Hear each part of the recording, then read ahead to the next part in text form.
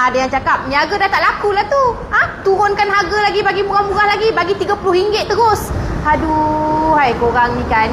Ni musim dah lepas raya. Kak Jura faham, orang lepas raya biasanya dah belanja macam-macam, dah banyak belanja. Jadi bila nak makan lepas raya ni berkira-kira. Jadi sebab itu Kak Jura ambil peluang ni, tapi tak lama, 5 hari je.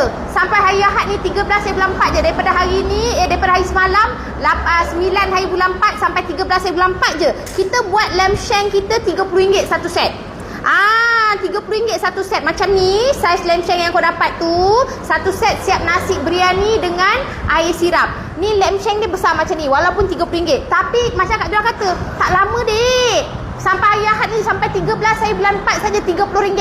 Lepas tu dah balik pada RM35 macam biasa. Kejap nak tunjuk korang satu set tu macam mana. Kau akan dapat ni nasi biryani kita. Macam ni panas-panas. Nasi dia kau akan dapat macam ni. Kan? Nasi banyak ni.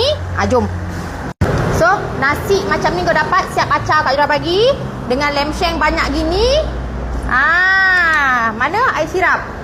Air sirap satu RM30. RM30. Tapi ingat, sampai hari Ahad ni je 13 hari bulan 4. Daripada 9 hari bulan 4 ni. Banyak ni Dekat mana? RM30 satu set macam ni. Dekat sini, mari. Nak makan lamb shank RM30 satu set tu, sampai hari Ahad ni 13 hari bulan 4, kau kena datang sini. Rumah Kawah. Biasa kita jual RM30. Tapi 5 hari ni je Kak Jura buat promosi sempena selepas raya ni. Faham korang dah banyak belanja waktu raya. Jadi nak makan berkira-kira sekarang, murah-murah. Datang Rumah Kawah dekat Seremban. Seremban, Jalan Seremban nak menghala Kerja Lebu ni. Kita buka 10 pagi sampai pukul 4 petang. Jadi korang nak makan lamb shank RM30, datang awal lah. Bila Kak Jura buat RM30 ni memang korang tahu lah, sekejap lagi kan penuh.